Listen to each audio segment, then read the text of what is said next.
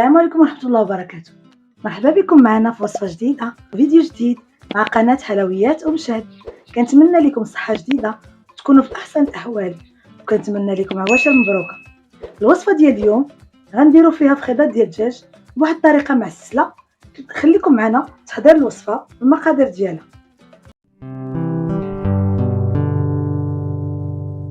واحد 5 فخيدات ديال الدجاج، عندي شويه الملح حسب الذوق، واحد المعلقه صغيره ديال السكينجبير، واحد نصف معلقه ديال الابزار او فلفل اسود، عندي هنا واحد 2 فصوص ثوم يكونوا كبار محكوكين، هنا عندي واحد 2 معالق كبار عامرين ديال صلصه الصوجا، عندي هنا واحد 2 معالق ديال الزبده حيوانيه، وهنا عندي واحد ربع كاس زيت زيتون.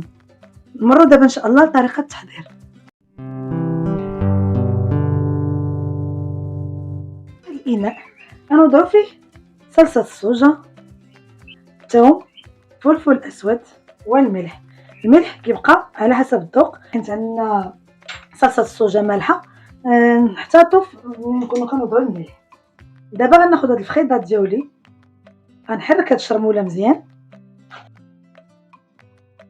صافي. غناخذ هاد الفخيضات وغادا نرقدهم في هاد الشرموله، نخليهم فيها وقت ما خليتهم، الوقت اللي خليتهم مزيان ضروري يترقدوا باش يشربوا معنا هاد المكونات كاملين.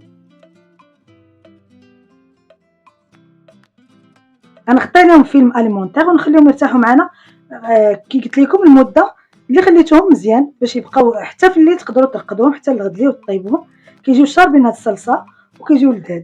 نخليهم دابا يترقدوا معايا ونكملوا ان شاء الله وصفه.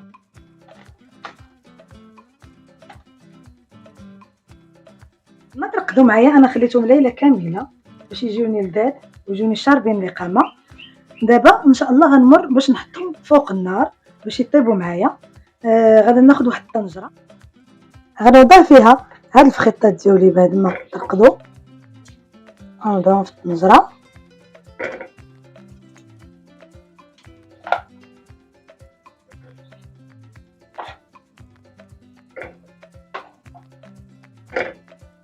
منساوش هذيك لاصوص ديالهم اللي بقات، هي نصبوا عليهم هكذا من الفوق، وغنضيفوا هذاك ربع كاس ديال الزيت نضيفوه عليهم هكذا، والزبده حتى هي ديك الطريفه ديال الزبده، ونخليو كل كيتشحر مزيان فوق النار.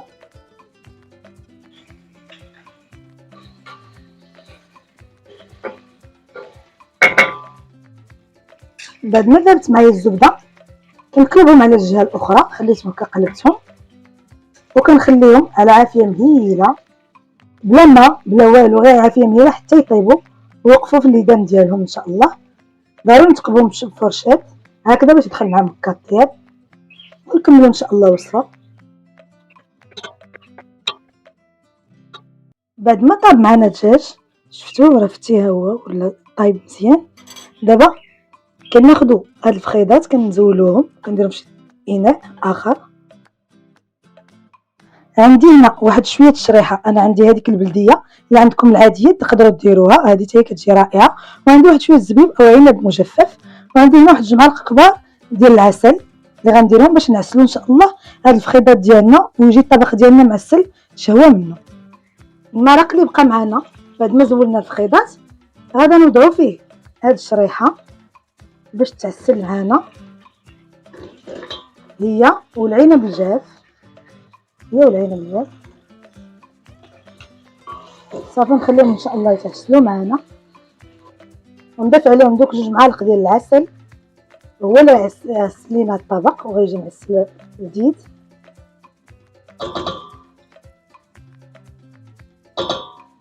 باش تنوعوا الاطباق ديالكم بدلوا شويه من المرق العادي محمر. دابا نخليهم على عافيه مهيله، نضيف لهم واحد شويه ديال الماء، غير واحد شويه ماشي بزاف، غير نصف كاس صغير، ونخليهم حتى يطيبوا معايا في هذا المرق ويتعسلوا. وهاد الشريحه هذه حتى هي طيب وتنفخ هكذا وتعسل، ونزولهم ونرجع عاوتاني الفخيضات نرجعهم للمرق بعد ما تعسل. هانتوما غتشوفوا معايا الطريقه وبقاو معايا. بعد ما بدات كيطيب معايا هاد العنب الجاف وشريحه او تين جاف. دابا غنضيفو واحد المعلقه ديال القرفه، بما ان الفواكه جافه كتبغي الطيبه ديال القرفه، غادي نضيفوها باش حتى هي تعطينا مذاق اروع في هذه المعسله ديال الدجاج او الدجاج المعسل. صافي انت حتى تعسل معنا. بعد ما كتعسل معنا المرق هكذا بهذه الطريقه، دابا غادي نرجع هذوك الفخيضات ديال الدجاج حتى يتعسلوا معنا مع هاد الفواكه الجافه المعسله. هكذا غنرجع هاد الفخيضات حتى ياخذوا واحد اللون رائع من هذا المرق.